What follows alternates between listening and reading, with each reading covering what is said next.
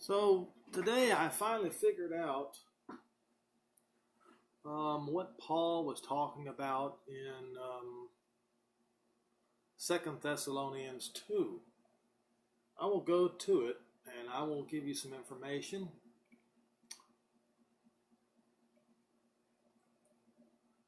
Okay.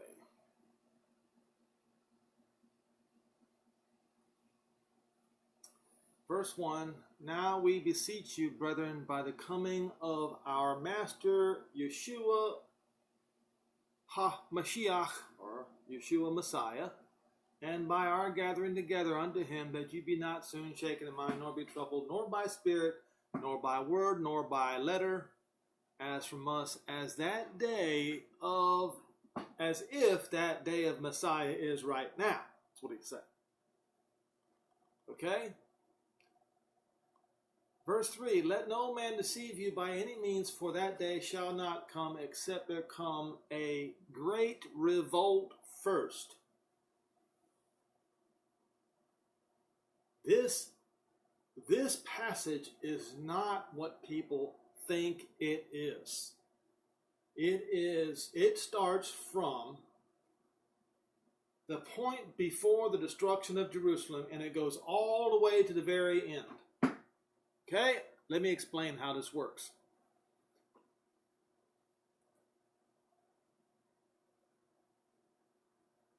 Rebellion first. So the rebellion, the Great Rebellion, that was the Jewish rebellion against the Romans, which triggered Caesar Nero, to send Vespasian, who later became Caesar, who sent Titus, who later became Caesar, to destroy Jerusalem. That man, except there come a falling or a rebellion against Rome first, and that man of sin be revealed, the son of Apollyon. Yes, I said Apollyon, did I not? The word for destruction in Greek is Apollyon. It is the god of the Romans. It is the god of, I believe, if I'm reading this correctly, Legion 15, led by Titus, the Roman general. Its name is Apollinaris, after Apollyon. Okay? And where did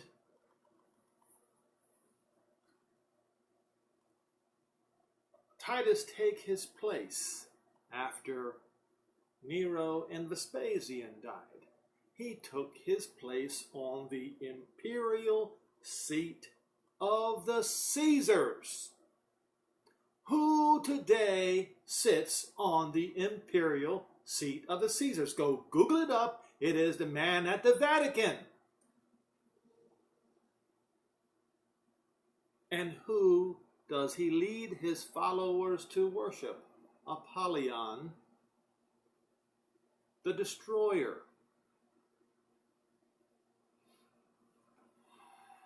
Okay?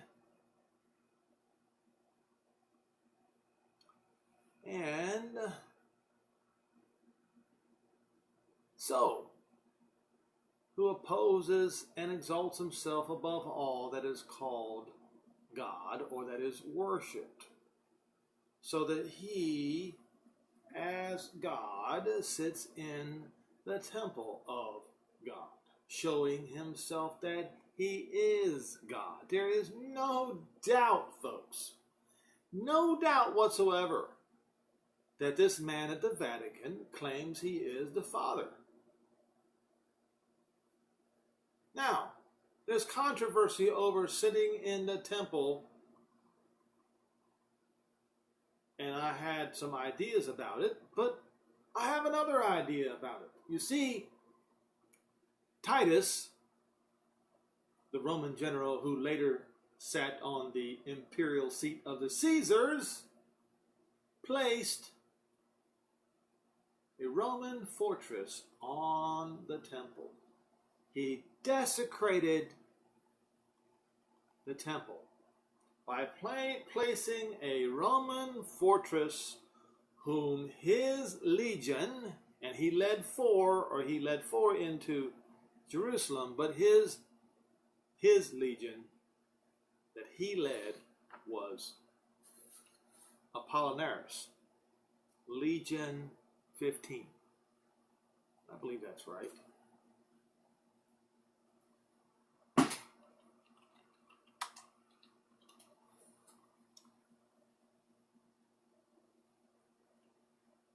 Yes. Okay. And I'm going to go to Wikipedia here for just a second. Legio Quinta Decima Apollinaris. That's Apollo's 15th Legion. Apollo, the god, the destroyer god. The son of destruction, was a legion in the imperial Roman army. It was recruited by Octavian in 4140 to 40 BC. The emblem of this legion was a picture of Apollo. Now, I won't read this whole thing because it's a long read, but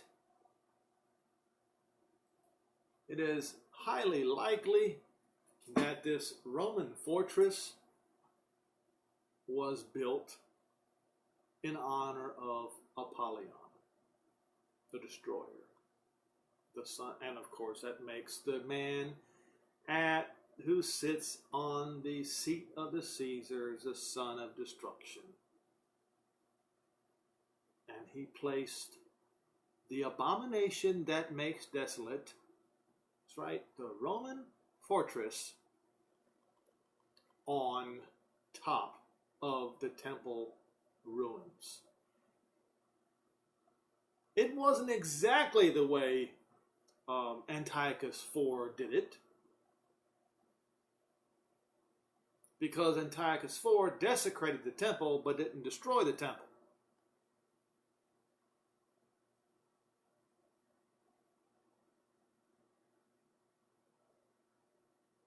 But in Daniel, in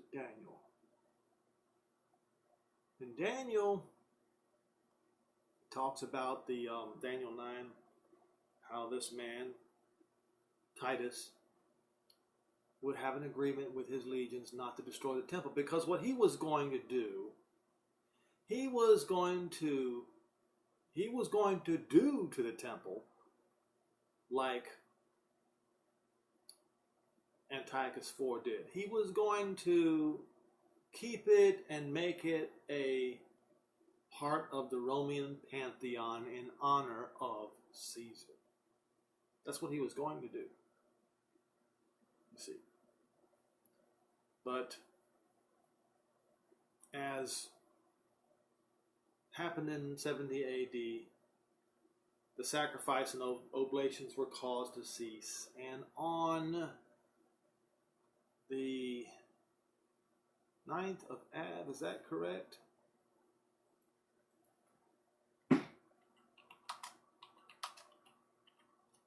On the Hebrew calendar, yes, on the 9th of Av, which I believe at that time was about the 10th of August or somewhere nearabouts, the temple was burning. And so, what is my point here?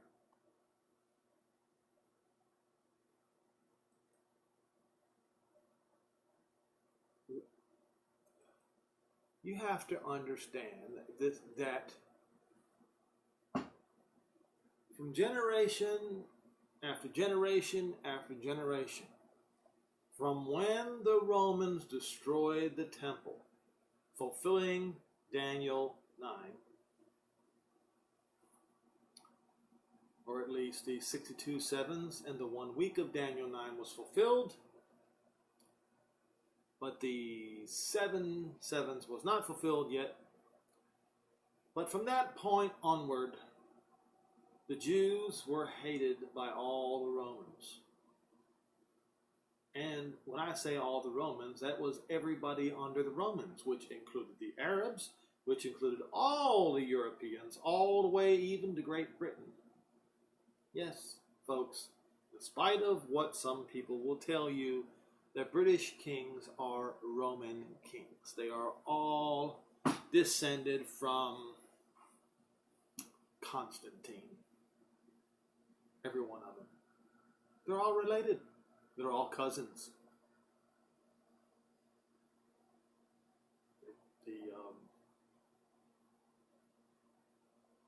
The royal family of England, although their surname is actually German, and they changed it during World War II to not expose their German roots. They're all come from Constantine. They're not Hebrew kings, as some claim. So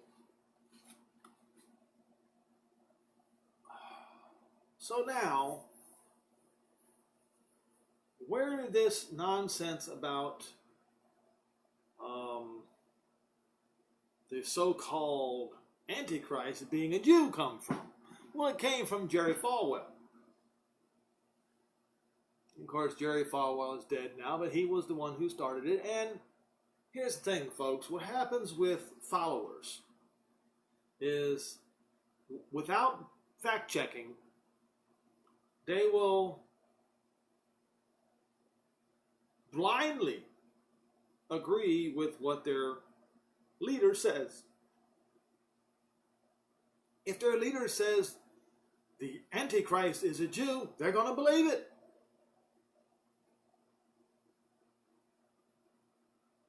And now you have nearly all of the evangelicals believing this nonsense. But where did it start from? Where did it really start from? Well, the misinterpretation of Daniel 9 started with Hippolytus, I guess that's what you call him, and there were others who misinterpreted Daniel 9. And these were all Romans, people who hated the Jews. You see. You cannot have anyone translating the Bible, whether it is the Old Covenant or the New Testament, who is a Jew hater and expect that translation to be correct. It is impossible.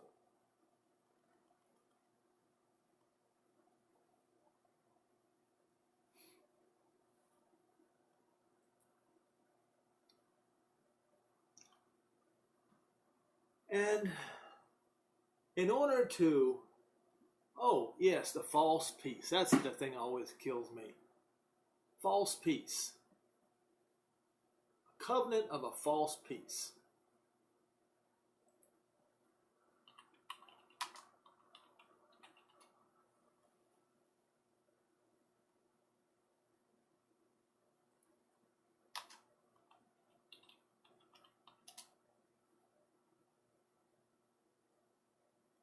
And you will see all these little things on Google right there on top. Well, Joel Richardson, I believe it was Joel Richardson, he can't figure out whether he agrees with it or not. Then you have the prophecies of Revelation.org, peace treaty, whatever, 7-year peace treaty. And then you have another one, midnightwatcher.wordpress.com, Redux, will Antichrist make a false 7-year peace treaty? Not knowing, folks, not knowing that this covenant never was called a covenant of peace, the one in Daniel 27. Nowhere do you read it, it says a covenant of peace. The people, the prince of the people, the prince of the Romans, it was Titus the Roman general. He was the one. And he eventually sat on the imperial seat of the Caesars. And so the ones who came after him will reap the reward of what he had done, whom the master will destroy with the brightness of his coming. And so, because of this falsehood, because of these deliberate, twisted translations, you now have people believing that Israel's real Messiah is actually the Antichrist. Now, I'm going to show you all something. They talk about a covenant of false peace. False peace. What does Jehovah say about this?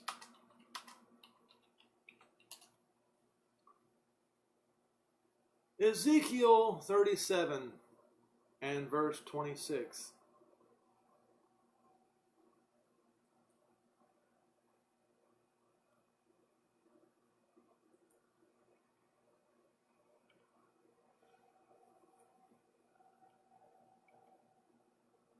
Now, when you start from verse 15, you begin to realize what he's saying. That Jehovah is going to take the stick of Judah and the stick of Joseph and bring them together, the whole house of Israel together, and make them one stick. And they are going to be one stick in Jehovah's hand. And verse 24, the son of David, my servant, shall be king over them, and they shall have one shepherd, and also walk in my judgments and observe my statutes and do them. And they shall dwell in the land that I have given unto Jacob my servant, wherein your father has dwelt, and they shall dwell therein, even they and their children's children forever. And my servant, the son of David, shall be their prince forever. Moreover, I will make a covenant of peace with them. So these people, these evangelicals, go around saying the covenant of peace is a false peace. What they're saying is the son of David, that is written here in Ezekiel 37, is their Antichrist. That's what I'm trying to get through to everyone who's listening today. And this will not be for 7 years. Oh, no, no, no. No, this is forever and ever and ever. Not 7 years. These people, these preachers with their hand out taking your money, they have lied to you, they have deceived you, and you have not bothered to go and fact check. And those of you who refuse to fact check have no one to blame but yourself, because it is written, let no man take your crown. And this is exactly what is happening. The followers of the man of the Vatican, followers of Jerry Falwell, the followers of all these people who go around deceiving in the name of the Lord. They do.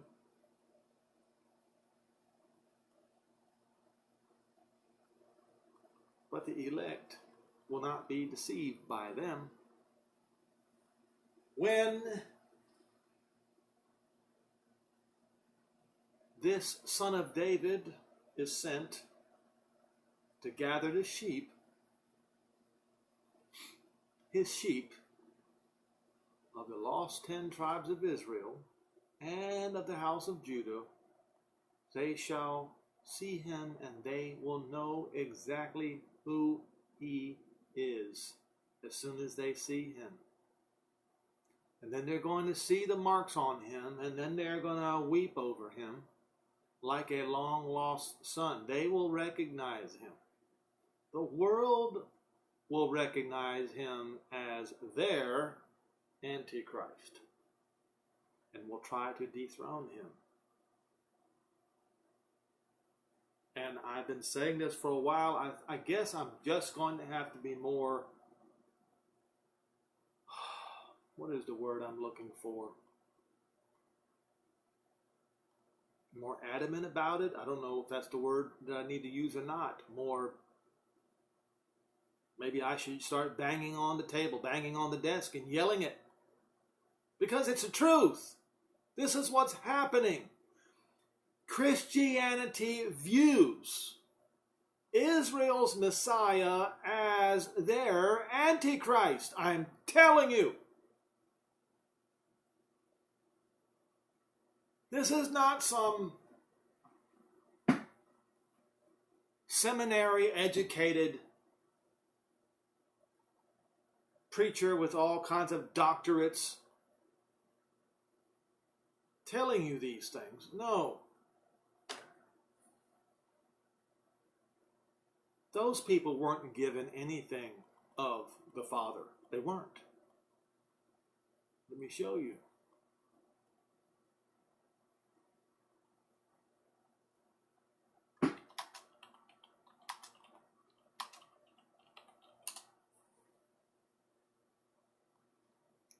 Matthew 11 and verse 25.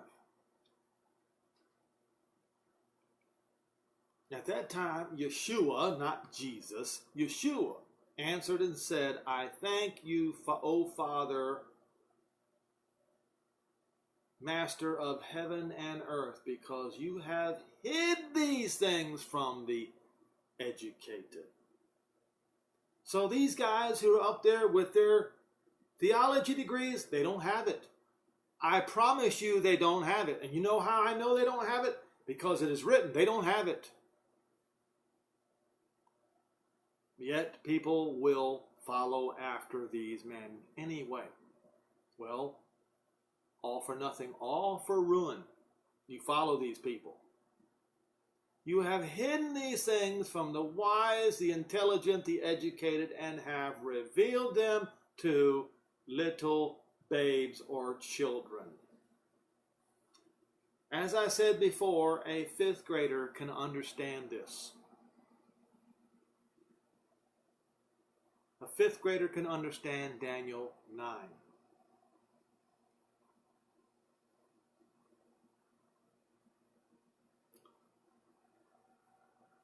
Is when people grow up to be adults and think that they have become educated and seek their wisdom from the educated of this world, that things go awry. So I've gone over this over and over again. I did add this one more thing to it, that I know now that what sits in the temple was the Roman fortress. And he, the man who sits on the imperial seat of the Caesars, calls himself our Father, which is the height of blasphemy. It doesn't get any worse. It is the most blasphemous statement there is. When he calls himself the Father, when he is no such thing. Anyway, hope this was helpful. Keep your eyes in the Middle East. Do not be fooled by that man, Kim Jong-un.